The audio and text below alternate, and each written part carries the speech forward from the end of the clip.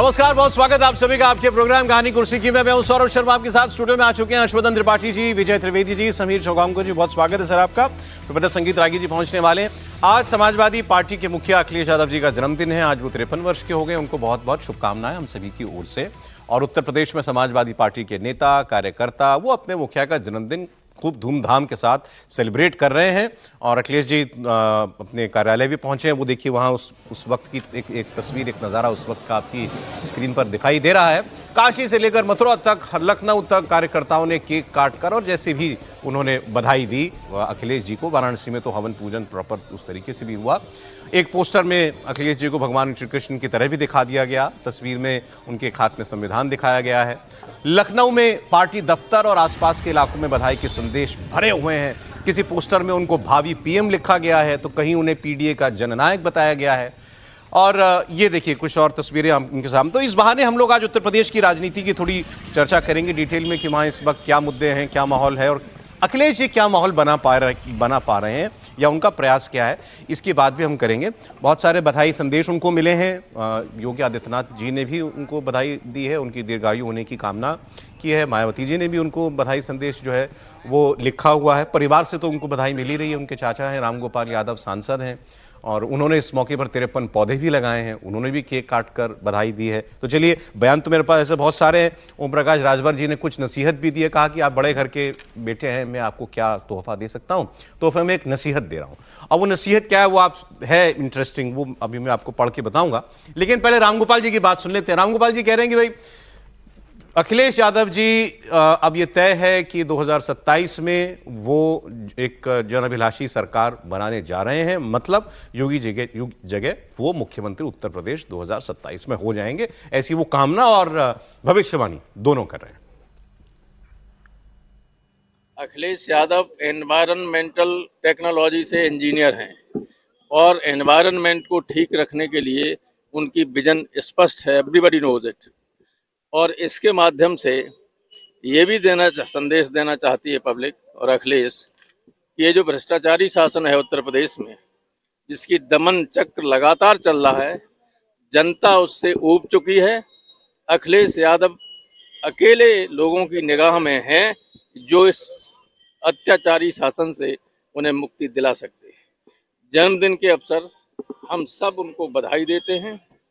27 हों वो और 27 के चुनाव में इस अत्याचारी शासन को हटा के मुख्यमंत्री बने। अब ये शासन अत्याचारी है तो अपने आप हट जाएगा। अगर इस शासन ने कोई काम नहीं किया तो जनता की नाराजगी का फायदा अखिलेश यादव जी को मिलेगा। लेकिन क्या उत्तर प्रदेश में ऐसा माहौल है? आइए उस पर एक ग्राउंड बातचीत हम कर लेते हैं। प्रोफेसर साहब भी आगे। सर बहुत स्वागत है आपका। फिर मैं आपको कुछ और बयान वगैरह वो मैं दिखाता हूँ। मैं 2-3 रोज से सर 2-3 सेफोलॉजिस्ट के साथ बैठ रहा हूँ। तो उनका क्या कहना है कि मैंने उनसे पूछा, कल एक लंबी बातचीत हुई, तो मैंने उनसे पूछा, हम ये बात ज़्यादा होती है योगी जी ने क्या माहौल बना दिया, हिंदुत्व की लहर चलेगी नहीं चलेगी, और वो तो साक्षात हिंदुत्व हैं अपने पहनावे से भी। मैंने उनसे पूछा ये बताइए अखिलेश जी के लिए क्या पॉजिटिव है, अखिलेश जी के लिए क्या चल रहा है उनकी पार्टी में, उनके पार्टी की पहुंच जहां तक है, रीच जहां तक है, सामाजिक समीकरणों के हिसाब से भी। उन्होंने कहा ये सारी बातें इस वक्त उत्तर प्रदेश में बेमानी हैं। और ये दोनों की राय थी। मैंने कहा क्यों? उन्होंने कहा ये बातें तब आती अगर योगी आदित्यनाथ को लेकर के हमें कोई कहीं से नेगेटिव आवाज सुनने को मिलती है एक बड़े सेक्शन में से। अखिलेश जी की उनके मुताबिक बड़ी प्रॉब्लम इस वक्त, सबसे बड़ी प्रॉब्लम यह है कि योगी आदित्यनाथ लोकप्रिय हैं। अब अगर कोई मुख्यमंत्री लोकप्रिय हो तो विपक्षी नेता के पास स्पेस बहुत कम रह जाती है। तो फिर उसको बड़ा अपना टारगेट मुद्दा जो है बहुत पिन पॉइंटेड रखना पड़ता है। क्या काम वो काम अखिलेश जी कर पा रहे हैं? वो उन्होंने डेटा दिया मुझे कि अभी हाल के सर्वे में उत्तर प्रदेश में मुख्यमंत्री योगी आदित्यनाथ की पॉपुलर रेटिंग 60% है। अभी ये राम मंदिर का चोरी वाला इतना मामला चल रहा है, 70% लोगों ने सर्वे में ये कहा योगी हैं, जांच में कोई ढिलाई नहीं होगी। तो ये सिटिंग चीफ मिनिस्टर के प्रति भरोसा है। तो अखिलेश यादव क्या कर सकते हैं ऐसे में अपना माहौल बनाने के लिए? त्रिपाठी जी, आज आपको सोचना है अखिलेश यादव जी की तरफ से, आज जन्मदिन है उनका। देखिए, सबसे पहले तो अखिलेश जी को जन्मदिन की बहुत ढेर सारी शुभकामनाएं। और जाहिर है ओम प्रकाश राजभर जी ने तंज में कहा है, और बड़ा इस मामले में दुर्भाग्यपूर्ण है कि आजकल नेता लोग तंज भी वो अच्छा वाला नहीं करते हैं, जिसमें मतलब थोड़ा मिठास तो होनी चाहिए ना, आप तंज करें, जन्मदिन है, जन्मदिन के दिन किसी को भी आपको ऐसे नहीं करना चाहिए। तो हालांकि उन्होंने कहा, सलाह ठीक दी है, तो पहली तो जो राजभर जी की सलाह है, मैं उसी सलाह को एक तरह से कहें कि रीफ्रेज करता हूं, अपनी शब्दावली में कहता हूं। अखिलेश जी को सबसे पहले तो ये सोचना चाहिए कि क्या सचमुच मुलायम सिंह यादव जैसे उत्तर प्रदेश का दौरा करते थे, कार्यकर्ताओं के साथ जैसे रहते थे, और जैसे उनकी पार्टी उस दौर में भी जब कार सेवकों पर गोली चला दी थी मुलायम सिंह यादव ने, उस दौर में भी पार्टी के तौर पर वो किसी के समाज के विरोध में नहीं आते। सबसे बड़ी जो कहते हैं ना, ये अगर एक सलाह अगर मुझे अखिलेश जी को देनी हो। दूसरा, जब हम मुद्दे की बात करते हैं तो कभी भी वो है ना, दो पंक्तियां के एक साधे सब सधे, सब साधे सब जाए, तो आप एक साथ 50 तरह के मुद्दे फ्लोट कर दें। आज यहां कुछ और बोले, गाजियाबाद से आगे बढ़े इटावा में कुछ और बोले, लखनऊ पहुंचते कुछ और बोले, और गोरखपुर पहुंच के कुछ और बोले, तो दरअसल सब आपने मिटा दिया। यानी फोकस की बड़ी दिक्कत है। एक और चीज जिसको समाजवादी पार्टी भी झेलती है और राष्ट्रीय जनता दल तो झेल के उसको 22 सीटों पर पहुंच गई। आपका वर्कर क्या दूसरे वर्कर्स के लिए थ्रेट नजर आता है? यानी वो डराता है क्या? उसको लगता है कि अरे अगर समाजवादी पार्टी आ गई तो इनका जो मतदाता समूह है, इनका जो वर्कर है, मुझे लगता है इन 4 चीजों पर ठीक से काम करने की जरूरत है। और मैं, चूंकि इसमें तो कहीं कोई संदेह नहीं कि योगी आदित्यनाथ की पॉपुलैरिटी और ये मामला हुआ है, तो इसमें कमजोर होने के बजाय योगी जी और मजबूत हो रहे हैं, कह रहे हैं कि हम तो कार्रवाई करते चले जाएंगे, तो कोई दिक्कत ही नहीं, वो निशाने पर ही नहीं।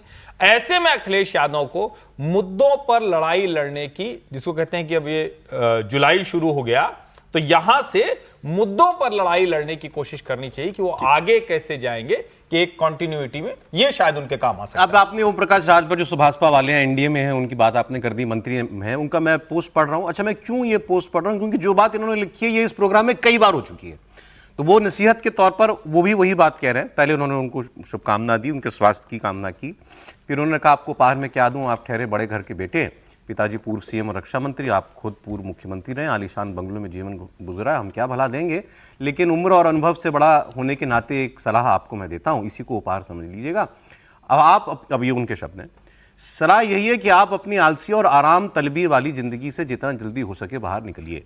एसी और पीसी वाली राजनीति को जितना जल्दी हो सके त्याग करें, उतना आपके लिए अच्छा होगा।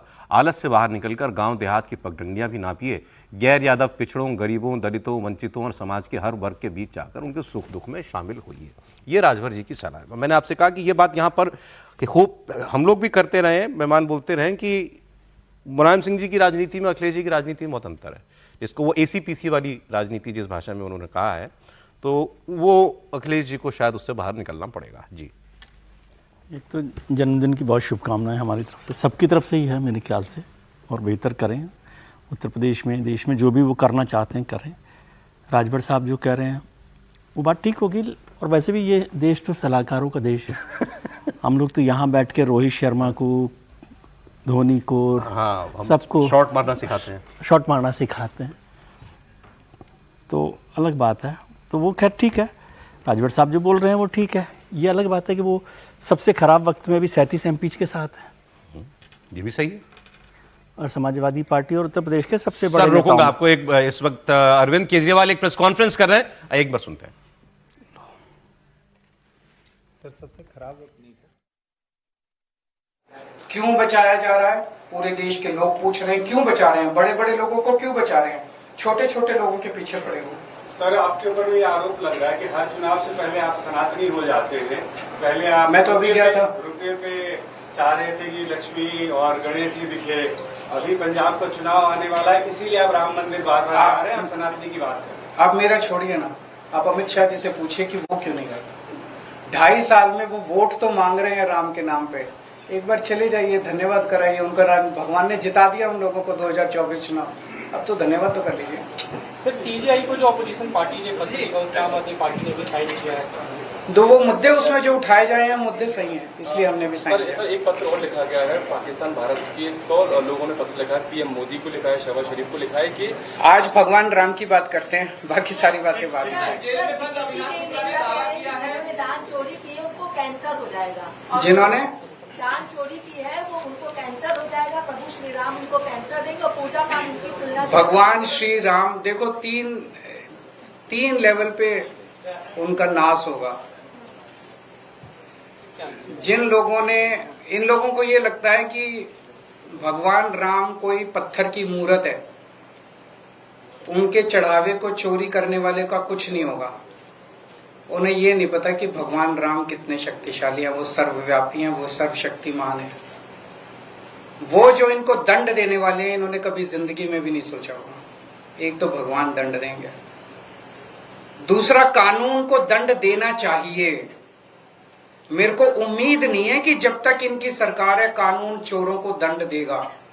जब केंद्र से और उत्तर प्रदेश से इनकी सरकार जाएगी, और हर राम भक्त को आज ये सोचना चाहिए कि अगर आप चंदा चोरों को दंड दिलवाना चाहते हैं तो सरकार बदलनी पड़ेगी। नई सरकार आके ही दंड देगी। ये सरकारें, मौजूदा केंद्र की सरकार और मौजूदा यूपी की सरकार, इनको दंड नहीं देगी, कभी नहीं देगी, क्योंकि मिले हुए हैं ये लोग। वो बचाएगी, एसआईटी बनाएगी, एसआईटी को 15-15 दिन का एक्सटेंशन मिलता जाएगा, धूल जो थोड़े दिन में भूल जाएंगे। तो अगर हर राम भक्त इनको चंदा चोरों को दंड दिलवाना चाहता है, सरकार बदलो, नई सरकार आएगी, वो इनको चंदा चोरों को दंड देगी। तो दूसरी लीगली, और तीसरा समाज। मुझे बेहद खुशी हुई उस दिन जब बार एसोसिएशन ने उनका बहिष्कार किया है। पूरे समाज को चंदा चोरों को और उनका सहयोग करने वालों का बहिष्कार करना चाहिए। तो अरविंद केजरीवाल प्रेस कॉन्फ्रेंस कर रहे थे। अरविंद केजरीवाल ने आज थोड़ी देर पहले ऐलान किया था कि मैं 1 बजे प्रेस कॉन्फ्रेंस करूंगा। कुछ बड़ी जानकारी मुझे मिली है, वो मैं आपके साथ शेयर करूंगा। वो बयान उनका ढूंढते हैं, आपको बताते हैं। अभी जो वो प्रेस कॉन्फ्रेंस में बोल रहे थे, ये चंदा चोर हैं बीजेपी वाले, भगवान राम के नाम का इस्तेमाल किया, पैसा बनाया इससे, और ये लोग कभी चोरों को दंड नहीं देंगे। उन्होंने सीधे राम भक्तों से अपील की है कि अगर आप चाहते हैं कि भगवान राम के मंदिर में जिन्होंने चोरी की उनको दंड मिले, तो इनकी सरकार हटाइए। जब इनकी सरकार हट जाएगी तभी इन चोरों को दंड मिलेगा। अरविंद केजरीवाल ने यह मुद्दा पकड़ लिया है। अब चलिए, हम भी यूपी की बात कर रहे थे और उन्होंने भी उत्तर प्रदेश की बात छेड़ दी। पीछे से बहुत सारे रिएक्शन भी आ रहे थे। हाँ सर, ठीक है। अभी अरविंद जी की उत्तर प्रदेश में क्या भूमिका, वो तो अलग है। अभी पंजाब उनको देखना है, पंजाब में क्या कर रहा है। जो हम लोग अखिलेश जी की बात कर रहे थे, उसमें मैं जो समझ रहा हूँ, 2 बातों से चुनाव जीते जाते हैं मोटे तौर पर। चुनाव जीतने के तो बहुत सारे कारण होते हैं। यदि कैंपेन के तौर पे देखें जी, एक होता है डर, कि आप अपने जो ऑडियंस है, क्लाइंटेल है, वोटर है, उसको डराएं, डर दिखाएं कि ये सरकार रहेगी या ये सरकार आएगी तो क्या बुरा होगा। जैसे बिहार में हुआ कि भाई वो लालू यादव आएंगे तो गुंडागर्दी का राज होगा, ये होगा, उस तरह की बात होगी। अखिलेश जी को लेकर भी ये गुंडागर्दी का राज होता है, ये बात होती है। या जैसे पिछले 2024 के चुनाव में उन्होंने कहा बीजेपी आ जाएगी तो संविधान खत्म हो जाएगा, बदल जाएगा, आरक्षण खत्म हो जाएगा। तो डर एक बड़ा कारण होता है जीत का या चुनावों के नतीजे बदलने। दूसरा कारण हो सकता है पॉजिटिव, जैसे नरेंद्र मोदी का 2014 का कैंपेन के अच्छे दिन आएंगे। ठीक है। बीजेपी का उत्तर प्रदेश का कैंपेन की गुंडागर्दी खत्म होगी, हम कानून व्यवस्था लेकर आएंगे। इन दोनों कैंपेन में से शायद अभी कोई कैंपेन उन्होंने नहीं पकड़ा है, ना नेगेटिव ना पॉजिटिव, ना नेगेटिव ना पॉजिटिव। पहली बात जो हर्ष जी ने बात की, उससे मैं ज़्यादा सहमत हूँ कि जैसे पीडीए है, पीडीए को अभी शायद अखिलेश जी ने डिफाइन नहीं किया। वो किसी दिन अगड़ा होता है, किसी दिन अल्पसंख्यक होता है, किसी दिन आधी आबादी होता है। तो जब तक वो खुद फोकस नहीं करेंगे कि वो किस फोकस के साथ जाना चाहते हैं, किस क्लाइंटेल के साथ, हमेशा हम लोग कहते हैं कि आपको डिसाइड होना चाहिए कि आप किसको टारगेट कर रहे हैं। तो टारगेट ऑडियंस जब तक वो नहीं, सबको करेंगे तो नहीं होगा। टारगेट ऑडियंस शायद अभी उनके पास नहीं है, लेकिन हमारी सलाह नहीं, क्योंकि हमसे तो बड़े ही नेता हैं वो। हम तो क्लास का भी चुनाव शायद ना जीत पाए।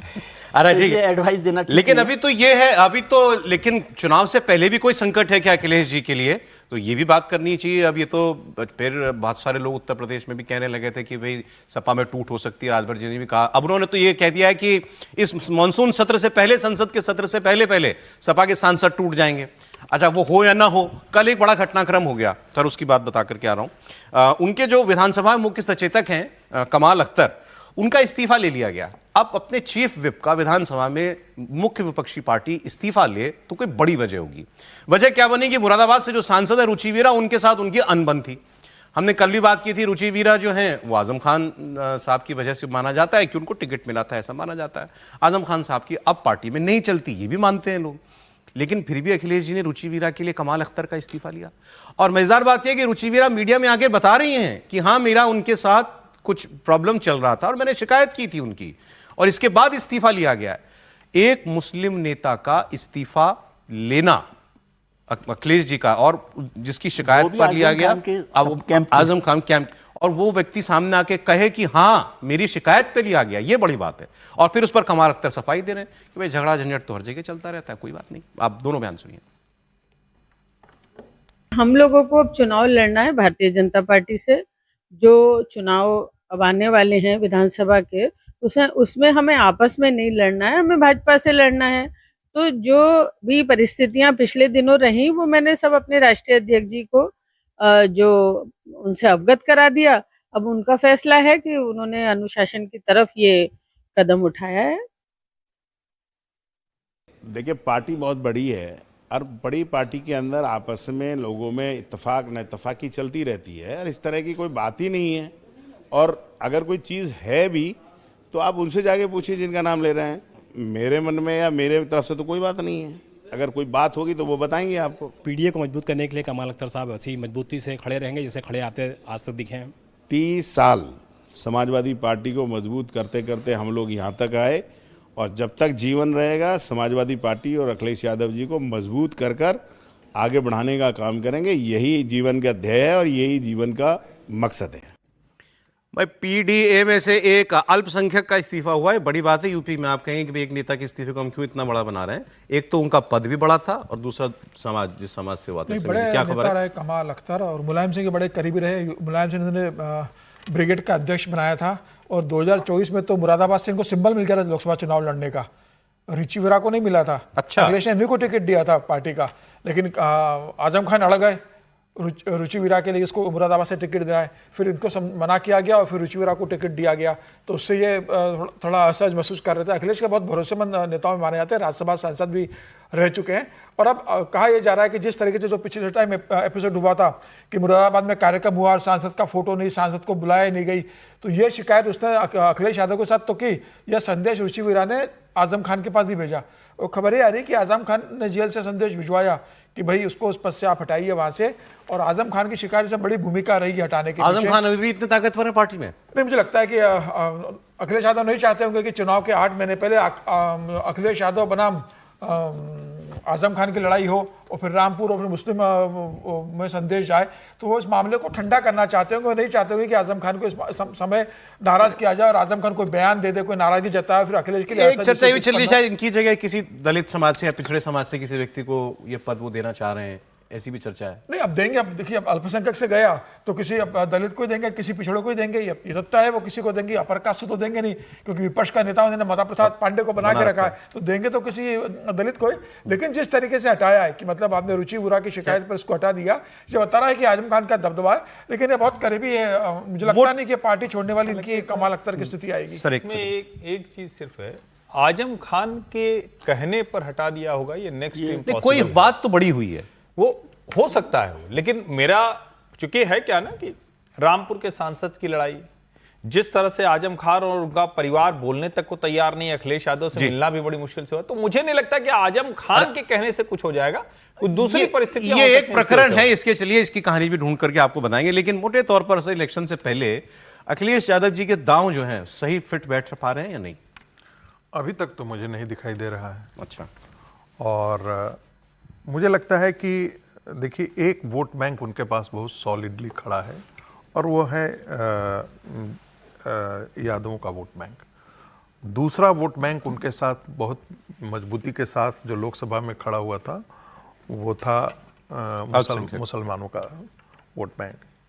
और उस मुसलमानों के वोट बैंक में ये भी जोड़ लीजिए कि मायावती को मुसलमानों ने किनारा कर दिया और उनके साथ खड़े हो गए। तो जो कुछ वोट पहले मायावती जी को मिलता था वो एकाएक शिफ्ट करके पूरा का पूरा वोट वेस्टर्न उत्तर प्रदेश में भी अखिलेश के साथ खड़ा हो गया। उनको सबसे ज़्यादा डर अभी सता रहा है कि ओवैसी फैक्टर कितना काम करेगा आकर के उत्तर प्रदेश के अंदर। ओवैसी फैक्टर क्या इम्पोर्टेंट होने जा रहा है या नहीं होने जा रहा है। और दूसरा इस बात पर निर्भर करेगा राम मंदिर में चंदा चोरी का मुद्दा जो है वो कितना आगे बढ़ता है। क्या ये वाकई हिंदू समाज के अंदर इस बात को, जो भारतीय जनता पार्टी है या संघ परिवार है या विश्व हिंदू परिषद है, उसको लेकर के ये जिम्मेदारी भी तो खुद उन्हीं की है ना कि वो इसको कितना बड़ा बना पाते हैं। मैंने वही कहा ना कि इसका वो कितना लाभ उठा पाते हैं, क्या इसको एक बहुत बड़ा मुद्दा बना पाते हैं। और हिंदू समाज को ये निर्णय लेना होगा कि भाई इनके और इनके बीच में चुनाव क्या करना है। क्योंकि कई ऐसे लोग भी मिले जो कहते कि आखिर हम लोगों के पास जाने का कोई विकल्प कहाँ है। यदि हम चले जाते हैं, मान लेते हैं कि 2 मिनट के लिए कि हम समाजवादी पार्टी के पास चले भी जाते हैं, तो फिर तो हमको वही अल्पसंख्यकों का, नहीं, एक खास वर्ग के, एक खास धर्म के लोगों का एक ढंग से गुंडई ही पूरे उत्तर प्रदेश में सहना पड़ा। ये नाराज भाजपाई समर्थक कह रहे हैं। ये नाजपाई जो राम मंदिर के मुद्दे पर भी चिड़े हुए पड़े हैं, उनका भी इस प्रकार का कहते हैं इसको TINA. There is no option, there is no alternative. हाँ, अच्छा, लेकिन जो आपने वो बात की ना, राजनीति में कोई टीना फैक्टर नहीं होता है।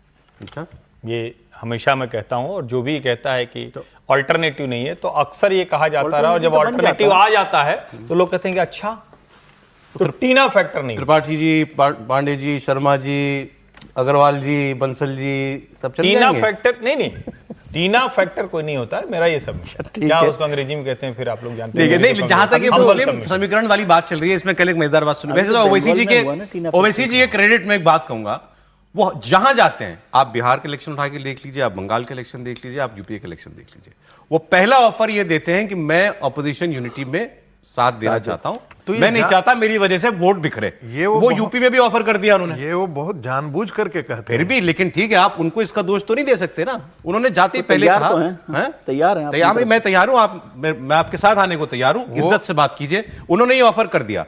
और यूपी में जब भी ओवैसी जी आते हैं तो पहले समीकरण अखिलेश जी के साथ बात नहीं होती, इनकी बात चलती है क्या ये मायावती जी के साथ अलाइन कर लेंगे। अब ये बात फिर उठ गई है, क्या ओवैसी प्लस मायावती जी कोई कॉम्बिनेशन उत्तर प्रदेश के अंदर बन सकता है? कल ये चर्चा मैंने सुनी कहीं।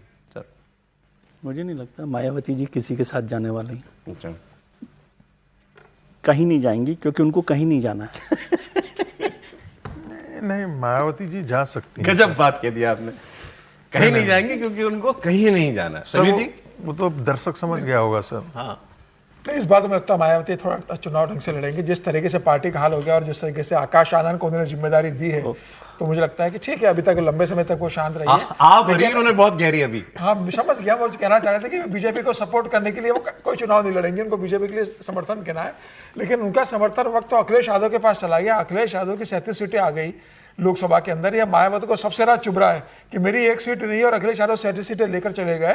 तो मुझे लग रहा है कि अब उनको लग रहा है कि भाई मेरा वोट तो भाजपा जनता पार्टी के पास कम गया, अखिलेश यादव के पास ज्यादा चला गया है। अब मायावती एक चुनाव थोड़ा ढंग से लड़ने की कोशिश करेगी। उसकी तैयारी भी जिस तरीके से उन्होंने शुरू कर दी है, अपने भतीजे को उनको सेटल करना है, खुद को रूप से प्रासंगिक बना के रखना है, तो मुझे लगता है वो लड़ेगी। लेकिन ये बात सही है कि ओबीसी बात जरूर करेंगे। वो सबसे पहले कांग्रेस से बात करेंगे। उन्हें पता है अखिलेश इतने जल्दी उनको हाथ नहीं रखने देंगे उत्तर प्रदेश के अंदर। वो कांग्रेस के माध्यम जाने की कोशिश करेंगे, अखिलेश को प्रस्ताव भेजेंगे पत्र लिखकर, मायावती से वो वहां क्या कहते हैं सर, वो कैसे कहते हैं, किसी ने कहा था एक बार, चिमटे से भी नहीं छुएंगे। चिमटे से भी नहीं छुएंगे। और वो तीसरा मोर्चा भी बना सकते हैं, कोई चिमटे से भी नहीं छुएगा। नहीं छुएगा, लेकिन तीसरा मोर्चा बना सकते हैं। मायावती बिल्कुल इनको छू सकती हैं, और छू सकती हैं। उत्तर प्रदेश की अभी की राजनीति में चूंकि अखिलेश यादव वही व्यवहार करेंगे जैसा तेजस्वी ने किया था, राहुल गांधी, कांग्रेस किसी कीमत पर ओवैसी के साथ नहीं जाएगी, तो सबसे बेहतर ऑप्शन, और दोनों की जो स्थिति है वो दोनों के लिए विन विन सिचुएशन है। नहीं, ओवैसी जी अगर मायावती जी के साथ चले जाएं तो मतलब फिर तो बीजेपी आज सीटें डिक्लेयर कर देगी कि हम इतनी सीटें जीत रहे हैं। मुझे अगर ये हो जाए, देखिए, मैं ये कह रहा हूं क्या होगा ये तो नेता तय करते हैं, लेकिन हमारा तो काम अनुमान लगाना है। मुझे पक्के तौर पर यह लगता है कि मायावती और ओवैसी किसी दिन आपको एक साथ प्रेस दिखाई देंगे। दिखेंगे सर, बहुत शॉर्ट में। मैं बिल्कुल इससे सहमत हूं। मायावती जी और उनके बीच में बातचीत भी चल रही है। अब ये ऐसे तो जब तक हो नहीं जाता है तब तक तो आदमी हमेशा डिक्लेयर करता है कि हम कहीं अकेले ही चुनाव लड़ेंगे, लेकिन ये कॉम्बिनेशन यदि होता है तो मुझे लगता है भारतीय जनता पार्टी के लिए शुभ संकेत होगा। बम बम हो जाएगी बीजेपी अगर ये हो जाएगा। बिल्कुल।